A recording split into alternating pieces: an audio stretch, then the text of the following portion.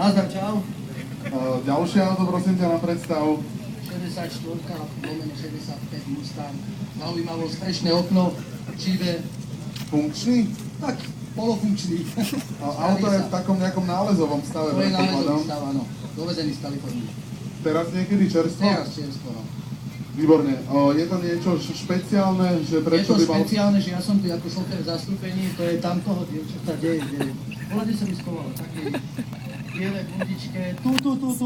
Tejto kočky a nechcela ísť rozprávať. To je jej auto? Áno, to je auto. Super. Je to model, ktorý bol niečím zaujímavý, má niečo výnimočné, alebo bežný Mustang zo 64. No má servo. Má servo. Má Dobre. servo a šíber. Tento šíber to bola príkladková verzia za $250, čo bola teda v podstate veľká cena. To tam do fabriky spravili. Samozrejme. Motor? 281, 8-válec model. Výborné. Takže ďakujeme ti pekne za ďalší Mustang. Chcem sa ešte opýtať, idete ho nejakým spôsobom prerábať, renovovať? Ja Idete sa do myslím, neho že pustiť? zatiaľ iba interiér. Zatiaľ iba interiér, hej? Dobre teda. Tak, nech jazdí. Slečnu nech poslúcha. Slečna či pani? Slečna pani. Slečna pani, výborne.